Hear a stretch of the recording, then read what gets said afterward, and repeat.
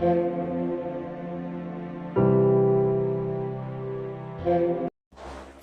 Morning दोस्तों from Turtuk. दोस्तों, तुर्तुक से 2 किलोमीटर आगे लगता है त्यागशी, और त्यागशी बनाता है इंडिया पाकिस्तान का बॉर्डर। त्यागशी को एक्सप्लोर करने के लिए वहाँ रिवर के लेवल से हम इतनी हाइट तक ऊपर चढ़ के आए। यहाँ पे हमने अपनी कार को पार्क किया और एक स्पेशल स्पॉट है, वहाँ तक जाने के लिए हमने 2 किलोमीटर तक का लगभग अपना ट्रैक किया। तुर्तुक और त्यागशी की अगर हम बात करें तो पूरे लद्दाख में इन 2 जगहों पे ग्रीनरी सबसे ज़्यादा है, और वो जो 2 किलोमीटर का ट्रैक जो मैं आपसे कह रहा हूँ, वो ट्रैक इसी प्यारे हरे भरे रास्तों से होता हुआ गुजरता है। तुर्तुक और त्यागशी की अगर एक और ख़ास बात की हम बात करें तो वो ख़ास बात है कि तुर्तुक और त्यागशी पाकिस्तान के बाल्टिस्तान रीजन का हिस्सा थे। कब तक? इंडो पाक वॉर से पहले।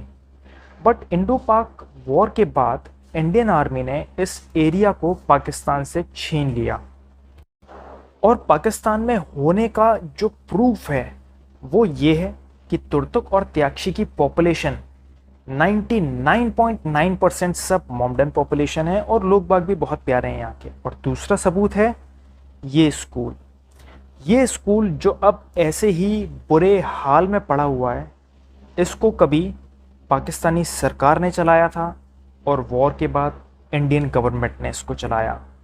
दोस्तों, जो अपना पॉइंट था जहां हम ट्रैक करके आए थे वो है यही स्कूल, इसका बैकयार्ड, और ये वाली हिल ये इंडियन है, और सामने वाला रीजन पूरा पाकिस्तान में आता है। और दूर वो जो छोटा सा एरिया है वो है थांग विलेज। जो लोकल्स हैं केवल वही लोग थांग विलेज तक जाते हैं, और थांग विलेज के आगे प्रॉपर पाकिस्तानी टेरिटरी लगती है।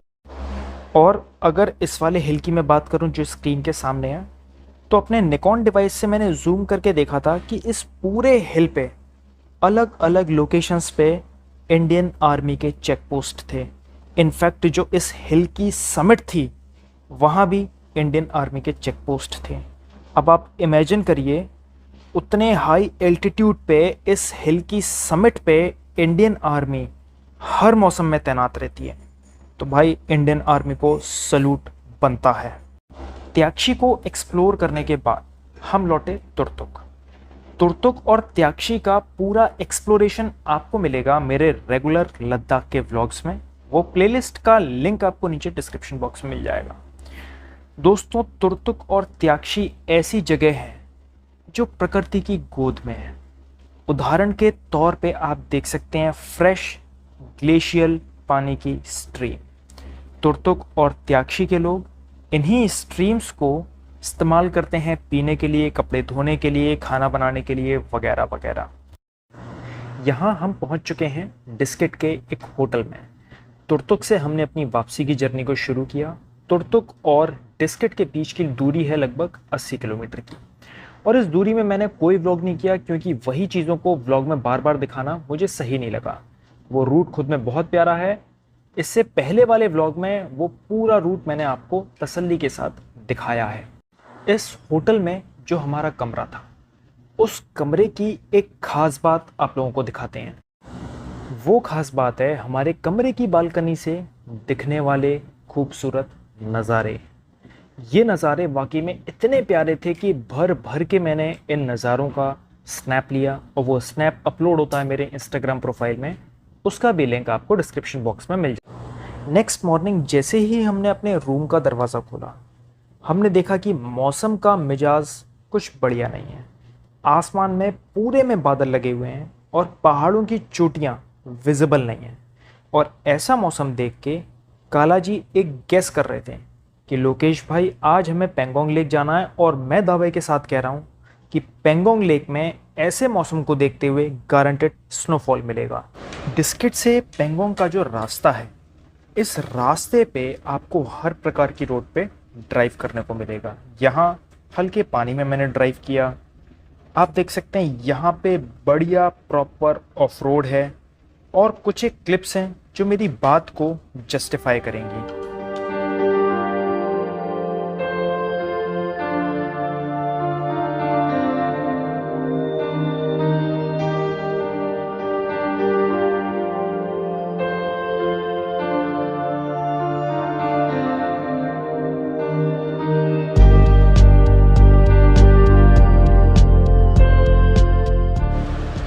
यहाँ हम पहुँचे दुरबुक।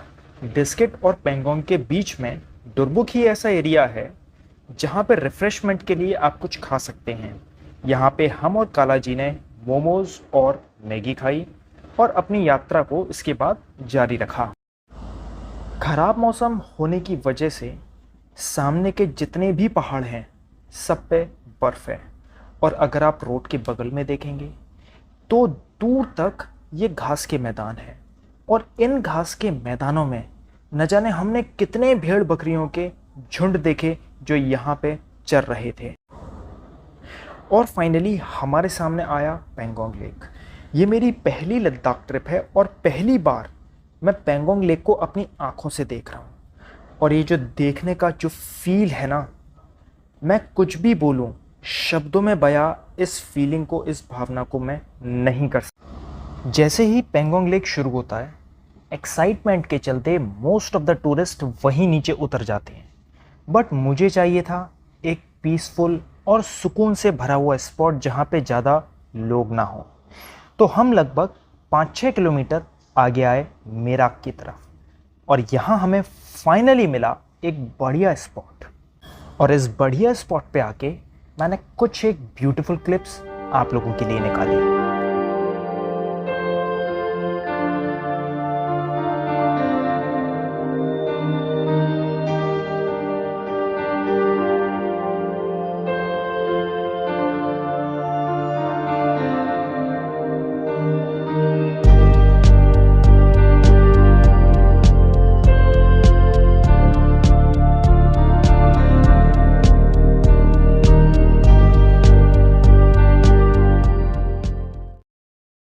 पेंगोंग लेक के खूबसूरत नज़ारों को अपने दिल में उतारने के बाद हमने टांग से दुरबुक की तरफ अपनी रिटर्न जर्नी को शुरू किया। और जो स्नो पहाड़ों के ऊपर गिरी है, कितने क्रिस्पी फॉर्म में क्लैरिटी के साथ आप उसको देख सकते हैं।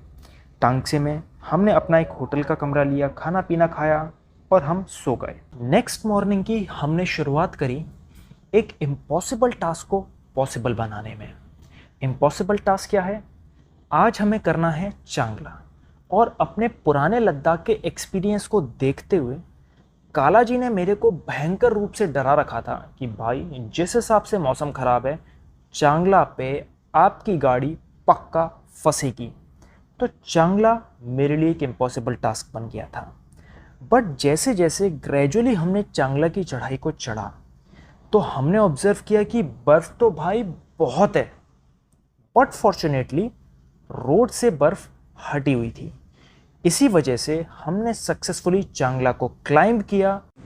और अगर आपको लगता है कि चांगला पास पे आपने बहुत बर्फ़ देख ली, तो मैं कहूँगा इस वीडियो में थोड़ा आगे तक आप मेरा साथ दें। आपको ऐसे पासेस मिलेंगे जिस पे आप बर्फ़ देख के कहेंगे कि भाई इससे ज़्यादा बर्फ़ दुनिया में और कहीं नहीं हो सकती। और अपने स्टेटमेंट को जस्टिफाई करने के लिए आइए मैं आप लोगों को ले चलता हूं एक ऐसे पास की तरफ जो विश्व के कुछ एक सबसे ऊंचे पासेस में से एक है। स्क्रीन के राइट साइड में जो आप बर्फ देख रहे हैं वो पास वहीं लोकेटेड है। ये है माइटी टांगलांगला की स्नो। और चांगला करने के बाद जब हम आगे बढ़े तो दोस्तों इस चीज़ का हमें बिल्कुल भी आइडिया नहीं था कि भाई टांगलांगला रास्ते में पड़ेगा। इनफैक्ट हमको ये भी नहीं मालूम था कि टांगलांगला नाम से कोई पास है।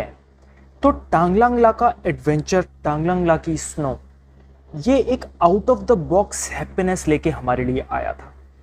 और आप देख ही सकते हैं स्नो का क्या गजब हाल है यहाँ।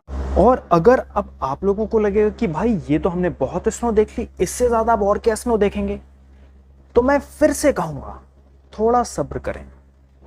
वीडियो में आप आगे देखेंगे कि ये स्नो का लेवल भी आगे आने वाले पास की तुलना में कम है। यारों, लद्दाख एक ऐसी जगह है जहाँ पे लैंडस्केप बदलने में देर नहीं लगती। यहाँ हम टांगलांगला के हाई एल्टीट्यूड पास पे हैं और अगले ही क्लिप में आप लोग देखेंगे हम विशाल प्लेन के मैदानों में आ जाते। आपके राइट में और आपके लेफ्ट में किलोमीटरों के हिसाब से खुले मैदान, और इस खुले मैदान पे दूर तक स्ट्रेट बिछाई हुई है प्यारी सी रोड, और इस कॉम्बिनेशन की खूबसूरती को बढ़ाते हैं आसमान में उड़ते हुए ये बादल, और इन विशाल प्लेन के मैदानों को हम कहते हैं मोरे प्लेन्स। 20-25 किलोमीटर मोरे प्लेन्स में ड्राइव करने के बाद आप देखेंगे मोरे प्लेन्स आए और एकदम से खत्म हो गए। नीचे नदी बह रही है, और इस पॉइंट से धीरे धीरे हमारा भी एल्टीट्यूड डिक्रीज होना शुरू होता है और हम रिवर के साथ आ जाते हैं। आज के दिन की शुरुआत हमने करी थी टांगस्टे से।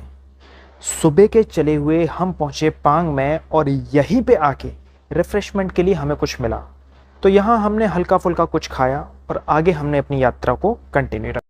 दोस्तों, पांग से सरचू तक का पूरा हाई एल्टीट्यूड एरिया है, और अगेन मुझे ये बात नहीं पता थी। ना पता होना भी कभी कभी फ़ायदेमंद होता है, क्योंकि ऐसे नज़ारे आउट ऑफ द बॉक्स आपको देखने को मिलते हैं और ये बहुत प्यारा लगता है। अब अंधेरा ढलने लगा था और कुछ ही किलोमीटर के बाद लाचुंगला पड़ा। लाचुंगला से सरचू तक रोड बहुत ख़राब है, बहुत मतलब बहुत ज़्यादा ख़राब है। 1 फीट से 1.5 फीट गहरे गड्ढों में रात के अंधेरे में मैंने कैसे अपनी कार को ड्राइव किया है भाई, मैं ही जानता था। ख़राब रोड और अंधेरे की वजह से मैंने फर्दर व्लॉग नहीं किया। नेक्स्ट मॉर्निंग की शुरुआत हमने करी खुले नीले आसमान और चटक धूप के नीचे। सरचू की अगर मैं बात करूं तो सरचू बहुत ही छोटा एरिया है, और वहाँ पे रुकने के लिए, खाने पीने के लिए लोकल्स ने ऐसे ही कैंप लगा रखे हैं। इन्हीं कैंपों में रुकना और खाने पीने की व्यवस्था की जाती है। हम अपना नाश्ता करके आगे बढ़े, और आगे हमारा इंतज़ार कर रहा था पूरी लद्दाख ट्रिप का एक ऐसा हाई एल्टीट्यूड पास जिस पे सबसे ज़्यादा बर्फ़ थी, और वो हाई एल्टीट्यूड पास है बारालाचाला। बारालाचाला पास की अगर मैं 2 खास बातें आप लोगों को बताऊं, तो पहली खास बात आप लोगों ने देखा होगा, ये एक बढ़िया क्वालिटी का ऑफ रोड एक्सपीरियंस कराता है, और दूसरी खास बात आप क्लिप देख के समझ सकते हैं, ये बर्फ़ का समुद्र है। स्टार्टिंग से लेके एंड पॉइंट बर्फ़ का आप नहीं समझ पाएंगे कि कहाँ है, और दूर तक बर्फ़ के अलावा और कुछ नहीं है। और ये एक छोटा सा पॉन्ड है जिसके ऊपर बर्फ़ जमा है। तो अगेन ये मेरी लाइफ का पहला फ्रोज़न ग्लेशियर लेक था, सो आई वॉज प्रिटी हैप्पी। पूरी लद्दाख ट्रिप का जो थ्रिलिंग एडवेंचर है वो बारालाचाला पास तक है, और इस पास से मनाली तक का जो रूट है वो भी खुद में बहुत प्यारा रूट है। और इस प्यारे रूट का जो सबसे प्यारा पॉइंट है वो यही है, दारचा गांव का ये व्यू। हम लगभग 3-4 बजे तक मनाली पहुंचे। मनाली में दबा के हमने खाया, अपना एक होटल का कमरा लिया, और पूरे दिन को सुस्ताते हुए हमने बिताया।